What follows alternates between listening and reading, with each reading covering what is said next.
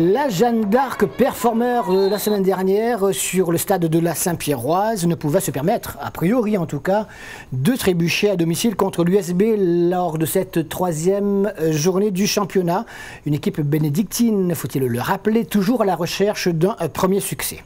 Mais tout cela, vous le savez aussi, c'est le football et on va voir si la théorie a suivi la pratique, en tout cas si l'équipe la plus forte sur le papier a également gagné sur le terrain.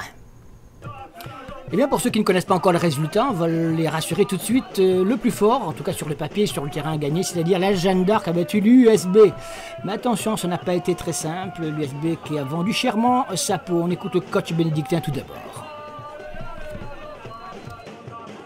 Oui, on a perdu ce soir contre l'équipe qui est présentée contre un très bon outsider du championnat. Ils sont allés gagner à Saint-Pierre. On les a fait douter ce soir. Malheureusement, on leur donne 2 buts sur 2 pertes de balles en première mi-temps. On a été beaucoup trop timide par rapport à ce qu'on souhaitait faire, puisqu'on avait travaillé depuis 15 jours pour obliger l'adversaire à rester dans son camp. On l'a très bien fait en deuxième mi-temps, ce qui nous a permis de revenir au score.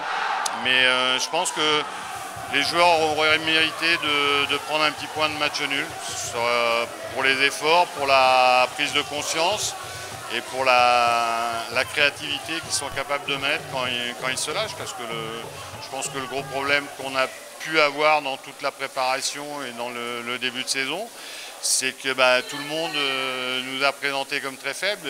Il n'empêche pas que les joueurs peuvent en douter, peuvent douter d'eux-mêmes, alors que, voilà, que ce soit contre les Marsouins, contre la Sainte-Marie ou ce soir ici, on a montré qu'on est largement au niveau. Et avec un peu de réussite, l'USB aurait même pu prétendre ouvrir le score sur la première action dangereuse de ce match. Boyer, bien servi par Aujon, a du mal à se débarrasser de la défense portoise. Samara Parti vient en renfort, mais il n'y parvient pas non plus. 0-0. L'USB a laissé passer sa chance. La réaction portoise, quelques minutes plus tard, va nous amener un ballon qui va être renvoyé par le poteau des buts de Catherine, avant que quelques instants plus tard, à la 40e minute exactement, alors que sous l'œil vigilant du président portois et du maire, M. Waro du Port, eh bien c'est Daniel Mendy qui ouvre le score sur cette échappée. Il ouvre le score et il sort une banderole sur laquelle il est écrit quelque chose. On lui a posé la question à la fin du match. Pu l'apercevoir, quand je marque mon but, je sors une banderole. C'est vrai qu'il y en a beaucoup qui sont venus me voir et me dire il y avait marqué quoi sur la banderole. En fait, durant la semaine, on a perdu un jeune joueur du club, supporter aussi. Très jeune, il avait juste 13 ans. Donc moi, je tenais à cœur de sortir cette banderole si je marquais, même si je ne marquais pas. Voilà, et c'est un petit mot pour une petite pensée pour lui, même une grosse pensée pour lui et sa famille. Et tout mon soutien et tout le soutien du groupe et tous les supporters de la Jeanne.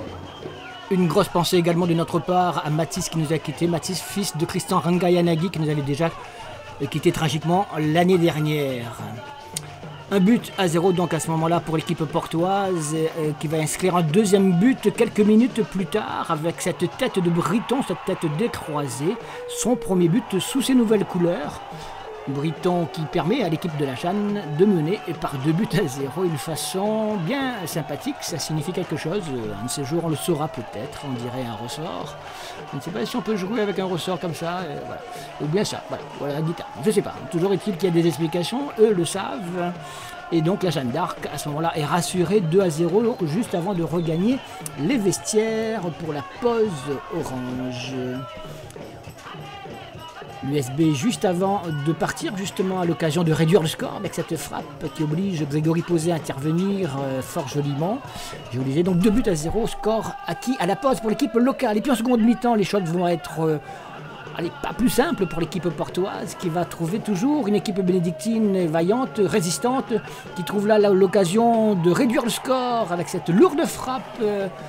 Mais encore une fois, Posé est à la parade, donc pas de réussite pour l'équipe bénédictine qui va se faire prendre en contre par exemple ici sur cette balle jouée sur le côté gauche, mais heureusement également et qu'ils ont de la chance sur ce coup là, la transversale sauvant le gardien Alexandre Catherine. 2-0 toujours, et celui qui a tiré sur la barre, vous l'avez vu, il s'agit de l'ex-joueur de Saint-Benoît, Cédric Rogin. Et Catherine, on le retrouve, je vous le disais, donc excellent joueur, on l'avait vu déjà la semaine dernière dans les buts bénédictins. Il permet à son équipe de ne pas faire naufrage et de résister jusqu'à croire, pourquoi pas, essayer de réduire le score, en tout cas mettre la tête hors de l'eau, confirmer les dires du coach comme quoi ils ne sont pas forcément les plus mauvais, même qu'il faudra compter sur eux pour la suite de ce championnat. Et là ils ont l'occasion de réduire le score et fait, eh bien, ils vont en profiter avec cette parfaite passe pour le buteur David Martin, David Martin, le fils de l'entraîneur de l'AS Monaco. Et l'USB qui revient donc à 2-1.